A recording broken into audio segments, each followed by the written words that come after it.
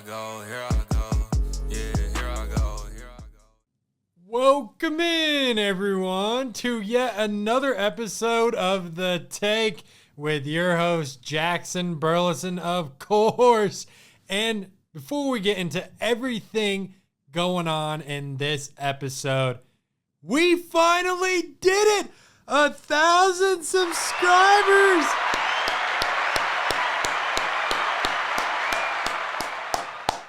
I just want to thank each and every one of you who are subscribed to the channel right now. You don't understand how much that really means to me. It was a goal of mine going into 2025 to hit that benchmark, and we finally hit it.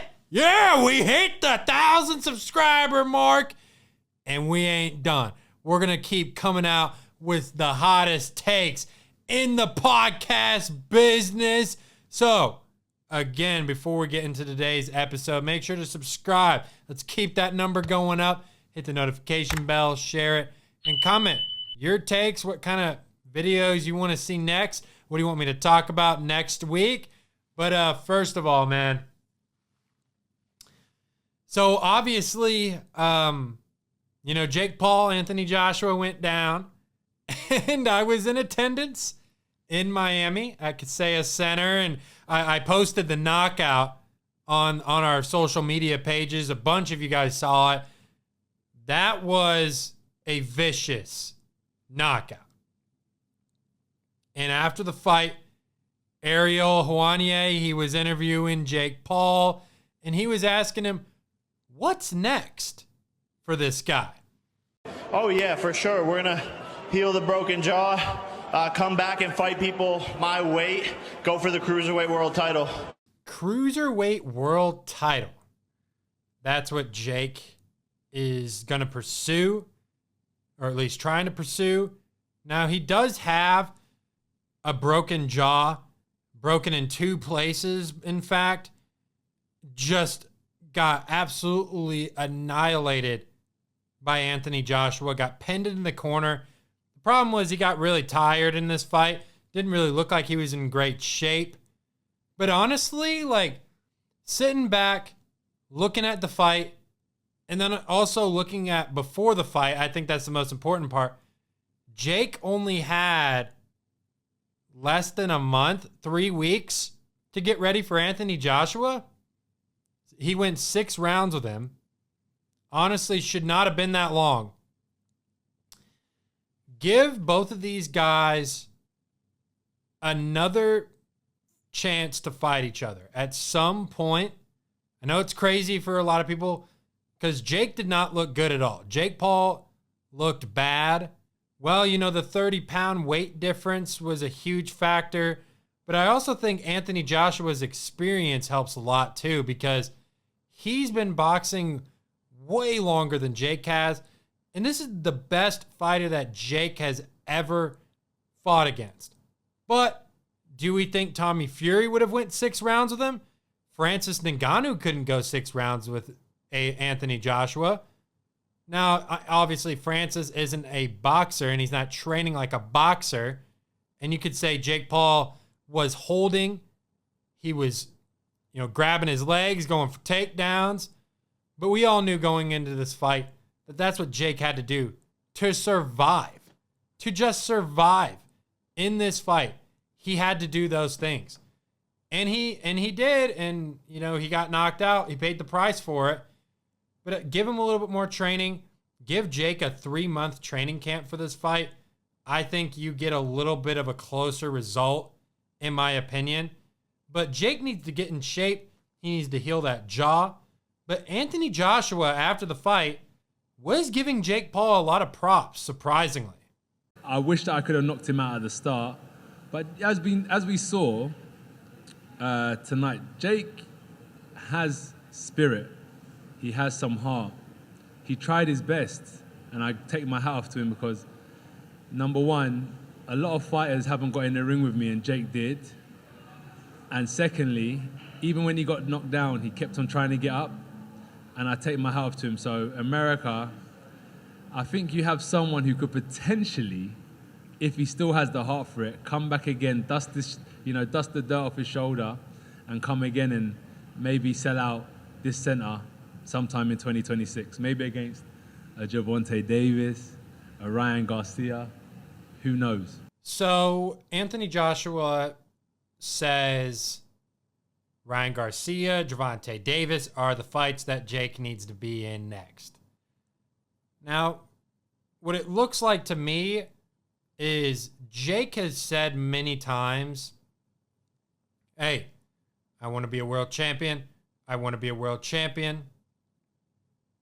He went and fought Andre August, Ryan Borland, a lot of guys that he thought were legitimate boxers, but weren't big names. So he wasn't selling crazy amount of pay-per-views. I think when it comes to Jake Paul's career, that's the problem. He's not going to be able to sell pay-per-views by himself unless he brings in a name like an Anthony Joshua or heck, even a Tyson Fury. I mean, that fight's probably never going to happen. But, like, you need names like that to continue to make this kind of money. I mean, Anthony Joshua and Jake Paul are taking home a total of $180 million together. So, like, that purse is crazy. And also, you have Netflix promoting the fight. So, like, you have to have a big fight. That's why Jake went and got Anthony Joshua, because he's like, shoot, dude. The Tank fight fell through, which, Tank apparently was falsely accused of what he did. So that kind of sucks for Javonte Davis a little bit. He wasn't able to get that payday. Maybe that fight will resurface, but it honestly, if Jake says, I'm going for the Cruiserweight World title, and then doesn't, that wouldn't be the first time he's done that, because he said, I'm going to be world champion, and then he goes and tries to get a fight with Javonte Davis. You know what I mean? So, like, I want to see him actually follow through his word, but I think the problem that he's going to probably be facing here is there's not a lot of big names for me left to fight. I mean, KSI, Tommy Fury, who's another fighter that he could potentially go after? I mean, Garcia, Tank is probably still on the table, but I don't even know if Javonte Davis's team would want to negotiate a fight with Jake again, because Jake's team basically said, no, we're not going to fight you because of this, which made sense. But also, why would Tank want to go through that whole process again? I don't know. But the problem is, I just listed two guys that are not even near Jake's weight class. And Jake says he wants to fight people in his weight, but in the cruiserweight division, there really isn't that many big names besides Bodo Jack, which I'm sure a lot of you guys listening right now are probably ready to move on to some NFL because you have no idea who it is. But boxing fans know who I'm talking about. There's just not a lot of crazy names. I mean, he's not going to go up to heavyweight again. I don't see that happening. That's just not his weight class. His power doesn't translate there.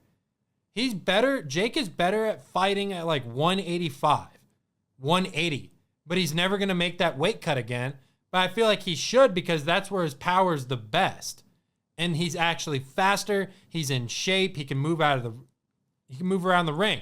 Now, granted, he was moving around the ring against Joshua, but he was running for his dear life against him. And I don't blame him, because Joshua can hit. But he was dodging, doing his thing. But yeah, I don't know. Everyone knew what was coming. I was a little surprised it lasted as long as it did. I was expecting a first-round knockout. And I'm surprised he was standing at the end of the night. I give him his props and respect for that. I admire you jumping up and down from weight. But you got to figure out what weight class you're in. Now let's get into some NFL news real quick before we get into everything. So, first of all, I do want to talk about this game real quick because I did just watch it. So, it seems like the Indianapolis Colts playoff hopes are done. They have a 5% chance to make the postseason. But the 49ers came into Indianapolis, scored 48 points. They lit up the scoreboard. It was a great game for the 49ers. I mean, Brock Purdy, he was lighting it up. Christian McCaffrey was playing great football. I mean, you got to look at this Niners team as well, coaching-wise. Shanahan, he has this team at 11 wins.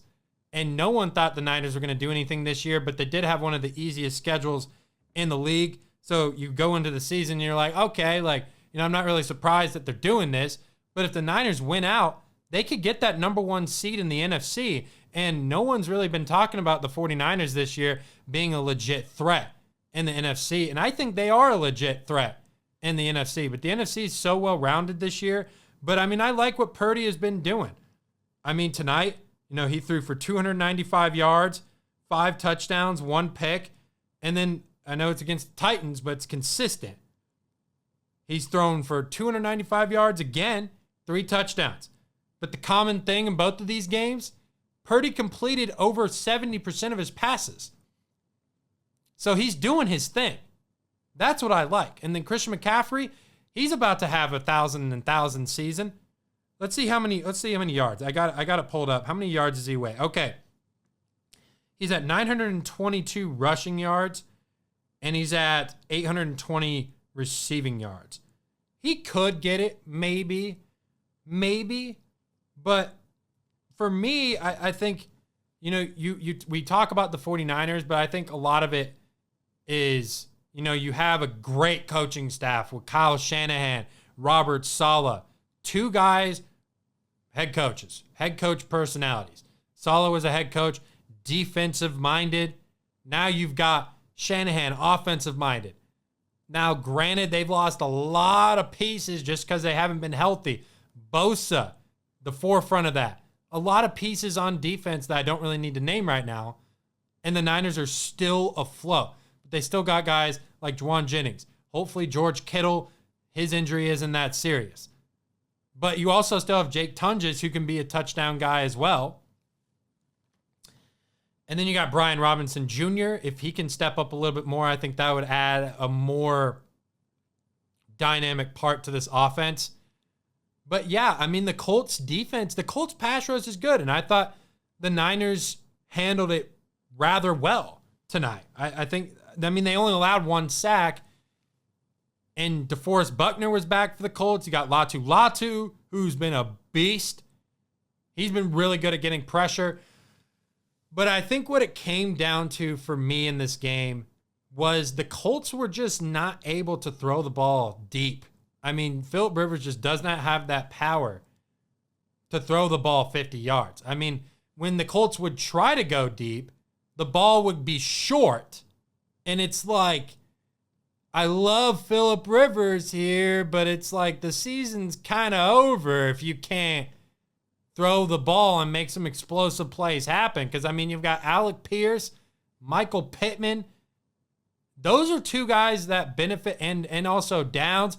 Those are 3 guys that benefit off of deep passes, explosive plays down the field. And Phillip Rivers just wasn't able to do that. Now, granted, 277 yards, 2 touchdowns, but you can tell that the ball is just floating. It's floating. He doesn't have that dart. He doesn't have that bullet. It looks like he's struggling to throw in the shoulder pads. I would sit him the rest of the year. I know Phillip Rivers, he didn't play bad because special teams had a fumble early in this game that really affected the Colts' momentum because they just scored a touchdown on the opening drive. 49ers come back and score. Then it's like, all right, let's go Colts offense. We're going to jump back on the field. And then the fumble happens. And then the Niners score. And then the offense hasn't been on the field for a while. And it's like, oh, shoot. Now you're playing catch up again. And they could not get back into this game. But it was fun to see Phillip Rivers back on the field. But I think this is probably the last time you see him. Unless it's just like, all right, we're still trying to make the playoffs. We're hoping some of these AFC South teams help us, especially the Texans, because you're not really getting a lot of help from the Jaguars right now. The Colts have a miracle happen for them to make the playoffs. And they're just not going to. It's crazy because week 8, they had a 98% chance to make it. And now they're not even going to make the postseason. It kind of reminds me of the Jaguars 2 years ago when they blew the AFC South. They had like a 96% chance to make the playoffs, and then they missed the playoffs. You always have teams like that have these hot starts, I mean, we talked about it, last podcast. But, like, yeah, it's just, it was a great year for the Colts. It was fun to see Philip Rivers back out there. But now it's back to the drawing board. Who's your quarterback next season? And congrats to the 49ers because they're fighting in this NFC West. And they're fighting for a number 1 seed. Congrats to them. Now let's go to some news real quick.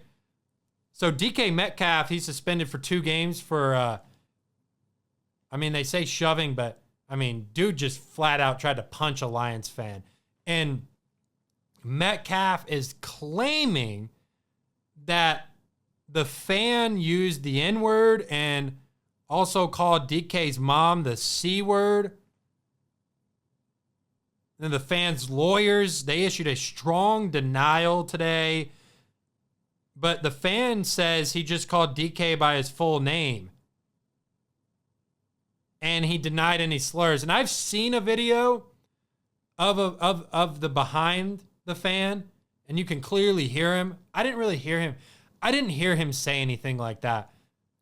And I don't know why DK, unless it was like a whisper and you can't hear that, why would DK go over there and literally throw a punch upwards?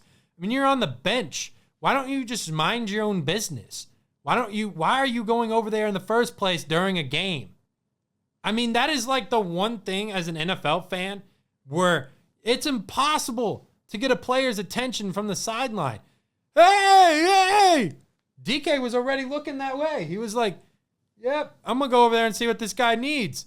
Why are you going over there to see what this guy needs? I don't know why you need to go over there. You don't need to go over there. He's suspended 2 games for that. I mean, the Steelers, luckily, have control of the AFC North, but if they didn't, that would be huge. Now, apparently, he also got fined $555,000 as well, but he's going to appeal the suspension. I don't know if that's going to do anything or get it reduced to maybe 1 game because he didn't land the punch.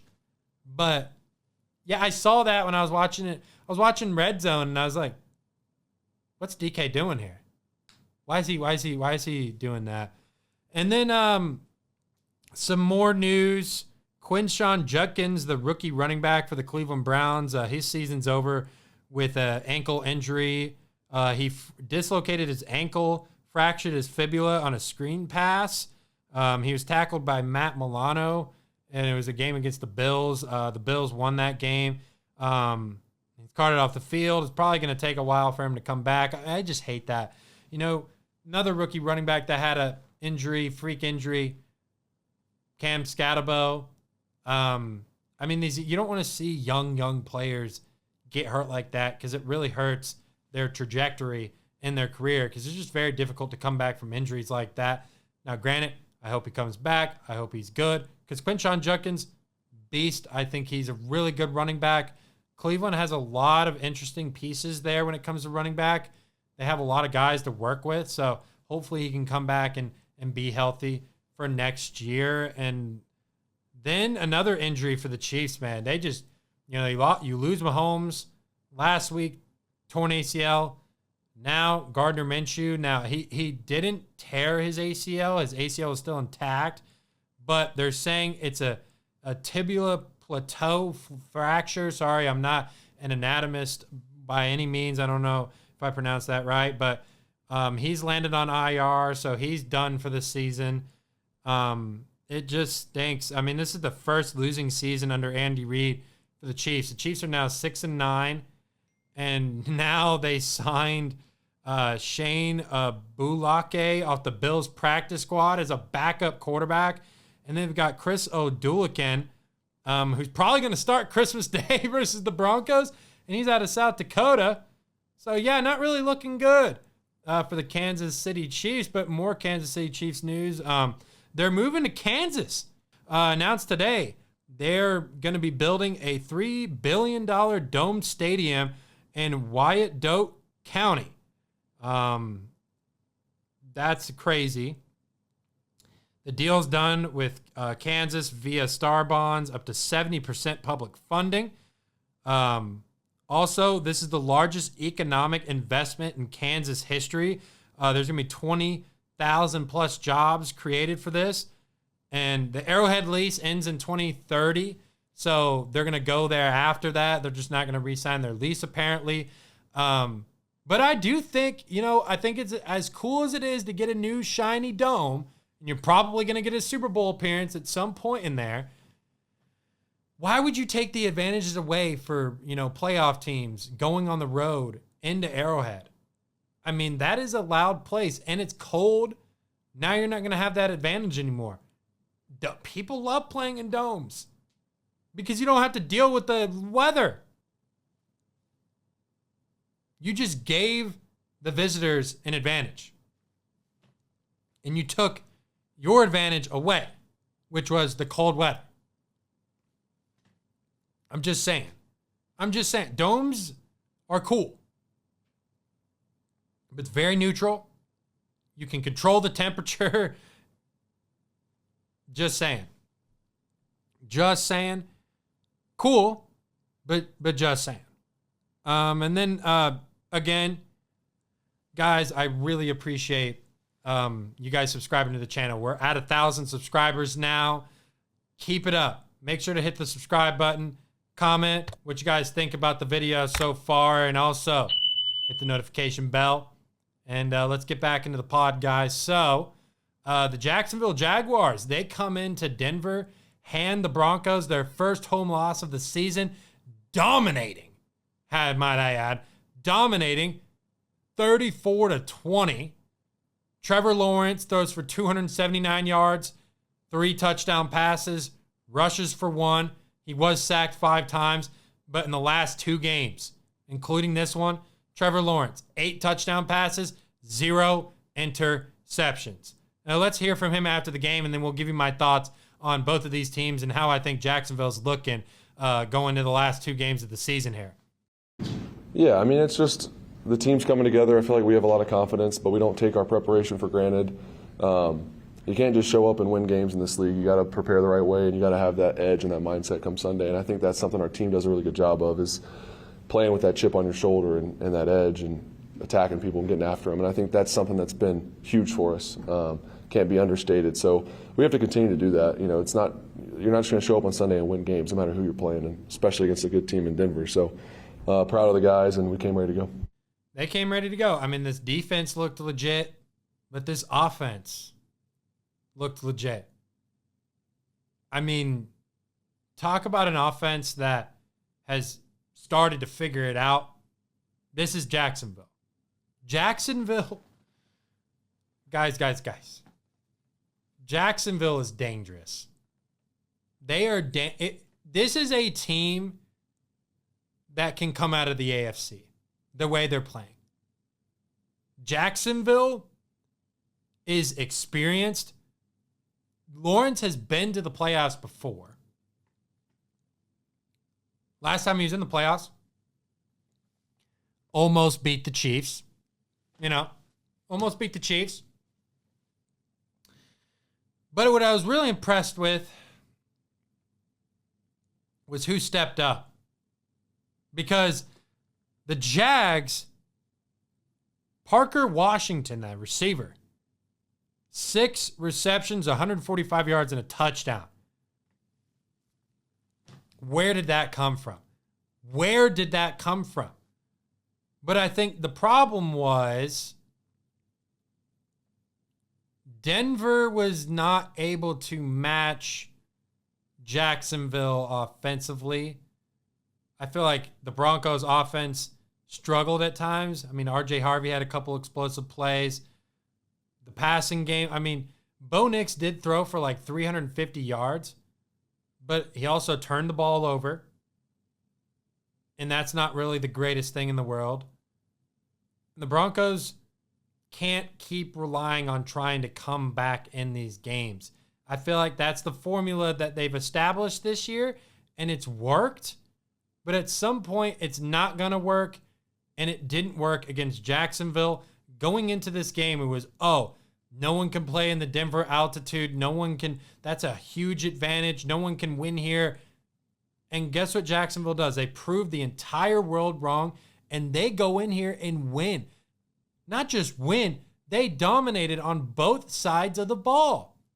And Trevor Lawrence looks like he's back into his form that everyone was hoping he would be in. In those last two games I mentioned where he's thrown for 8 combined touchdown passes, guess the completion percentage in both of those games? Over 70%. When Trevor Lawrence plays like this, he's good. And he's got Brian Thomas. ETN. He can run the ball. This is a dangerous team. Dangerous team. Because, I mean, if you look at the top 3 teams in the AFC right now, Broncos, Patriots, Jags. All 3 of those teams are neck and neck. I mean, I don't really feel like there's a lot separating them. Honestly. And I feel like at this particular moment, Jacksonville is the best team in the AFC out of those 3 teams. Clip it, book it, mark it, comment, comment, comment, comment. I want the comments on this one because Trevor Lawrence is on a mission. Trevor Lawrence played like crap last year, and he's ready to get back into the conversation as one of the best quarterbacks in the NFL. He's got the build. He's also, give this Jacksonville offensive line credit.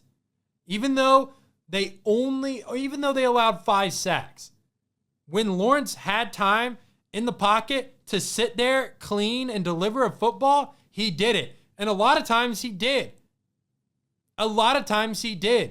If Jacksonville can protect him in this way, now granted the 5 sacks, I know it's an anomaly, but still, this is very positive for the Jacksonville Jaguars because not only is their offense clicking, but their defense has been really good all year. Best rushing defense in the league. I mean, this is a team I don't want to play. And we'll move on, but Jacksonville, they can clinch the AFC South next week, and they're 11-4 right now. Crazy. Did not see the AFC South playing out this way. I'm just saying. Colts are running away with it. Texans started out 0-3. Now you've got the Jaguars leading the division. Texans are a comfortable second.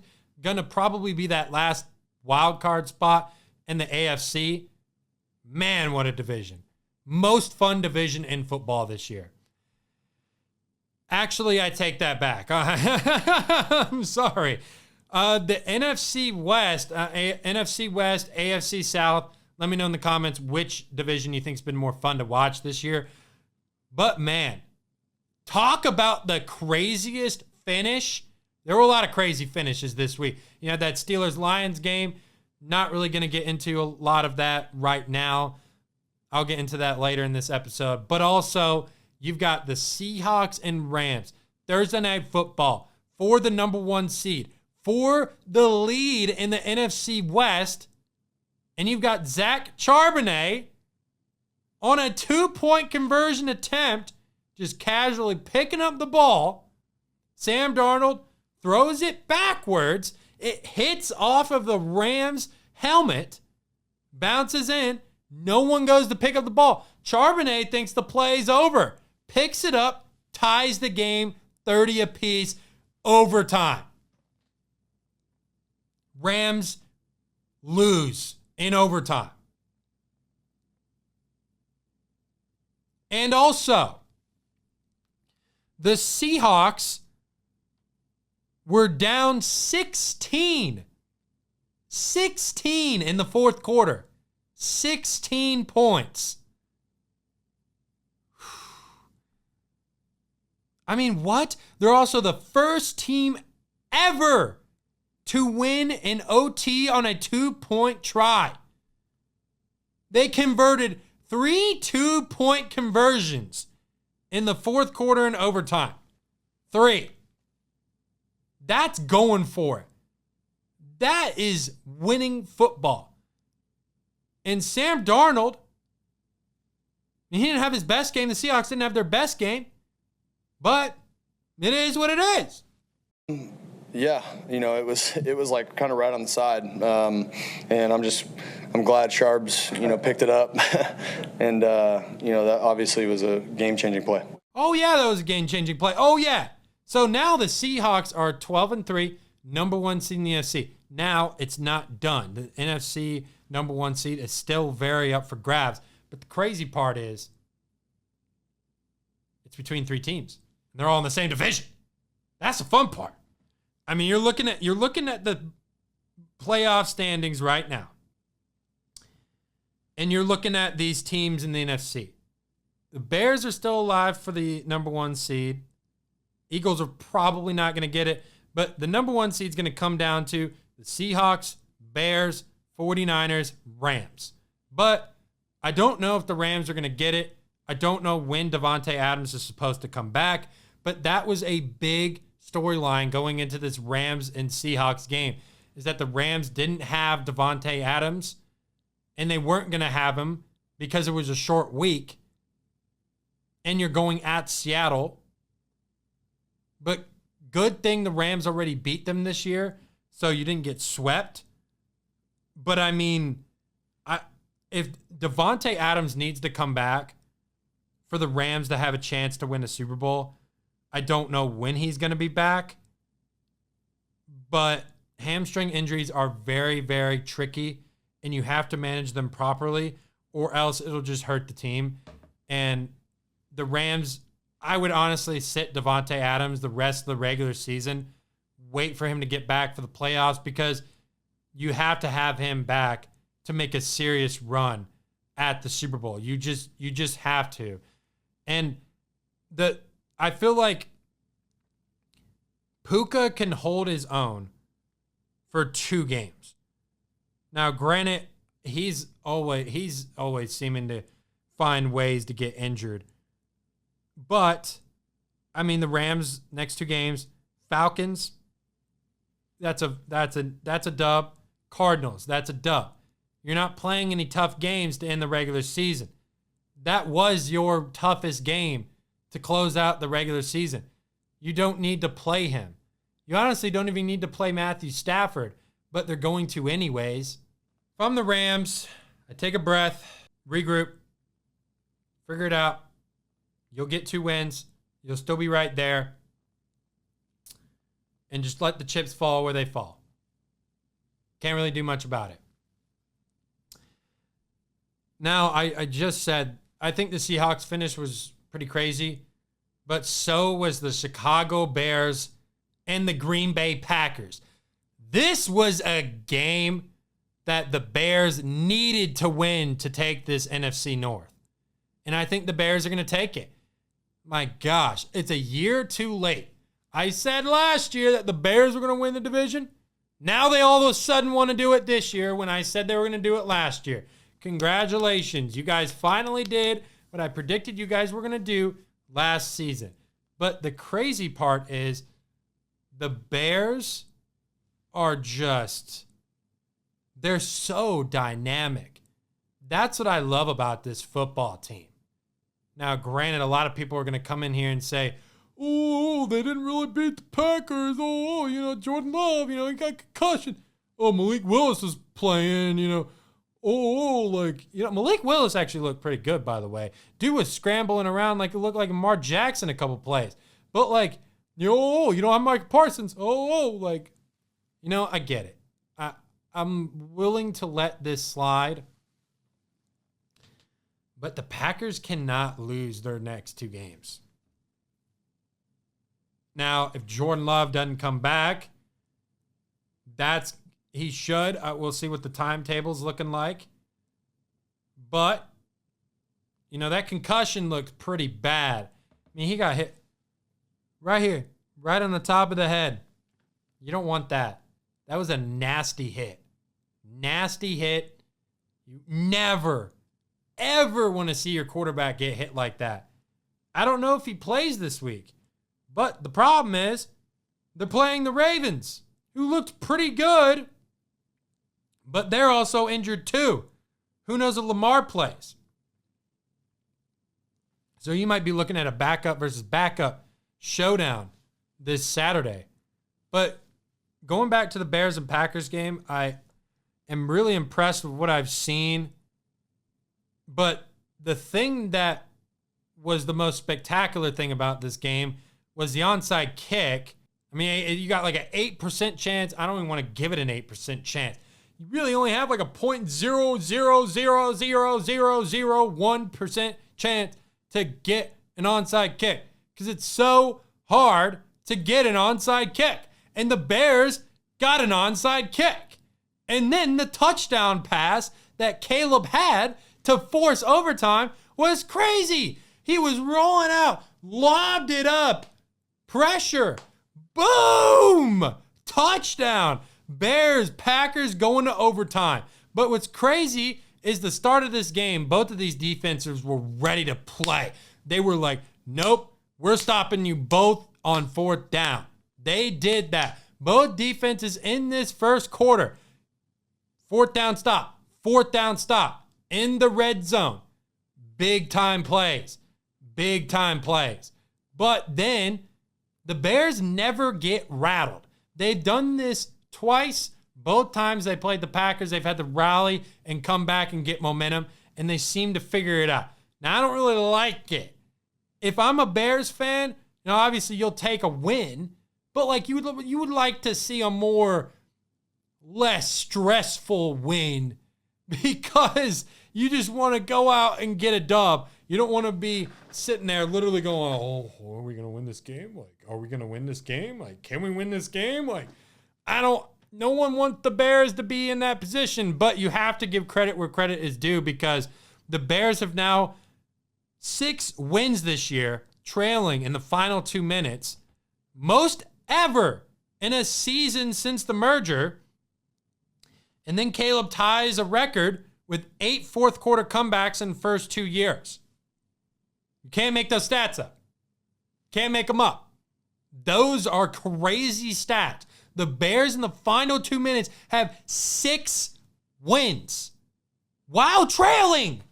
Doesn't that remind you of someone this year? Oh, yeah. The Broncos have been doing the same thing all season. The Bears have been doing the same thing all season. I don't like it when these teams trail, but in the playoffs, if you're going to face adversity, teams like that could potentially be ready for it. Now, I know the Bears haven't been to the playoffs in a little bit, but you have a lot of rejuvenation here with Ben Johnson. He spoke after the game against the Packers, and he really is confident in this football team. The final play, that was one that we put in, and we ran in practice on Thursday, and it almost looked identical to that. I thought Caleb threw a dime in practice, and DJ came down with it, and we're hopeful that it may or may not be there, but we timed that one up right. DJ ran a great route, and Caleb threw him a great ball. But I think it's also a testament to our preparation over the course of the week. I think the coaches do a great job coming up with good ideas to put our guys in good spots, and then when you go out and you execute it on the practice field, it does become game day reality for us. And the Bears, they play the 49ers at San Francisco Sunday Night Football this week. That's the biggest game of the season for both of these teams. 49ers fighting for the 1 seed. Bears also doing the same thing. But can the Bears get a road win? Can they do it? Can they get a road win? They're 5-3 on the road this year. Not bad, but they've had their struggles on the road this year. And the Niners, they're looking hot. That's a crazy game, man. I'm going to say the 49ers are going to pull that out. I think they're a little bit more. I think Robert Saleh in that defense is going to have something up his sleeve for Caleb Williams, but I believe in Ben Johnson too. That's a guy that can scheme up any defense. So I don't know. That's a close game, but if they get that one done, then they have the Lions and then they can probably just put the Lions to bed, honestly. But let's go ahead and get into last segment before we close this out. JB's picks. We got these odds off of DraftKings, and we're just going to go ahead and pop my picks up on the screen right now. So Christmas Day picks, we got Cowboys versus Commanders. I'm going to go the Cowboys money line minus 285. I think the Commanders are just way too banged up, and I think Dallas is just going to try to roll in and beat the Commanders again for the second time this season. And then the Vikings and Lions. This is a game the Lions need to win. The Vikings quarterback, J.J. McCarthy, he is injured, so who knows if he even plays in this game. We'll kind of keep an eye on his status for that game. He was a non-participant in practice on Monday. Not the worst thing, but who knows if he plays. But the Lions desperately need a win to stay in the playoff hunt. And they had a crazy game just before we get into the last game. So Lions-Steelers was one of the craziest games I've ever seen, but one of the craziest finishes I've ever seen. The Lions obviously did not play well enough to win this game, but you had the last play of the game. Amon-Ra St. Brown gets the ball, but he gets tackled before he goes down, tosses it up to Jared Goff. Jared Goff runs it into the end zone. Touchdown. Oh, boy. What happens after that? Well, the referee says pass interference on the offense, Amon-Ra St. Brown. But the game is over. There's no time left on the clock. So by rule, you can't review it. And also, you can't give the Lions another play. That's weird, right? But you count the touchdown. That's a weird rule. It's a weird rule. But I was seeing Nate Burleson talk about how the Lions are just not meant to win certain games. And there's a curse on the Lions. Stop it. You guys just won 15 games last year. It's okay. It's okay. It's all right. You guys probably missed your Super Bowl window. I don't know if Jared Goff's the guy. And you're seeing how much of that Lions team last year was Ben Johnson. I'm sorry, I'm not trying to come off as a Dan Campbell hater, but you're seeing how much of that Ben Johnson Lions team was really his team. He's got the Bears with 11 wins, leading the NFC North. Dan Campbell is in third place in the NFC North. Just saying, this offense has not looked the same this year. But neither is that defense. That secondary is garbage. I mean, they were letting the Steelers go deep play after deep play after deep play on them. They were letting Aaron Rodgers toss the ball wherever he wanted. They were letting Jalen Warren break out for these crazy touchdowns. You know what I mean? It's just a little disappointing to see the Lions play like that. It just is. They're a little bit better than the Cowboys. Probably a lot better than the Cowboys. But, still, the Lions need to beat the Vikings. Have to. They should. But also, you're playing Brian Flores' defense. That's not an easy defense to go against. And if the Vikings can get to Jared Goff, they will have a solid chance to win this game. Man, I might be convincing myself to pick the Vikings here. But I'm not gonna. I'm gonna stick with the Lions. And then the final game, Christmas Day, Broncos versus Chiefs. Broncos are favored minus 1,000 in this game. Does not surprise me. The Chiefs, we've talked about it this episode, completely just decimated at the quarterback position. The Broncos are coming off a very brutal loss. They're going to be motivated to win this game. They're going to be motivated to win this game. But yeah, man, we got a lot of stuff coming up. We got 2 weeks left in the NFL's regular season. Playoffs are starting in about, give or take, 3 weeks. So we got that coming up. We'll also have, we'll get back into NBA, college basketball soon after the NFL season's kind of done. But that's going to go ahead and do it for this edition of The Take with your host, Jackson Burleson. I appreciate the support. Seriously, guys. I appreciate you so much on getting us to 1,000 subscribers. You guys seriously, I've said this enough. You guys don't know how much work I put into this channel. I mean, when I started this channel, February of 2022, I came on here and I was like, you know what? I just want to have fun. I just want to have my opinion out there on sports. And then seeing where it is now, it's just honestly amazing. And we're not done yet. I'm having a lot of fun with this, and I don't know where my career is going to take me. I'm in TV right now in Abilene, Texas. I'm still doing that. I don't know if you guys have seen my sports highlights and stuff that I've been doing on the weekend. I'm the weekend sports anchor there, so I've been doing a lot of that. I apologize for not being as consistent as I usually am. I'm trying to get back to that because it's just I have a lot of moving parts, and I want to get this episode out for you guys because obviously, you know, it's Christmas time. It's the holiday season. We'll get some stuff for next week as well because next week is the college football playoff, the real games. We're not talking about, you know, Tulane and JMU, but we got, you know, those games going on next week. So before I get out and kind of take a break for the rest of the year, because I am out of town for New Year's Day, and the rest of the year. So before I go out of town, I'm going to drop a pod, college football strictly. We're going to go through each of these matchups and talk about everything. And then if anything NFL crazy happens, I got you guys. But I appreciate all the love. Keep subscribing.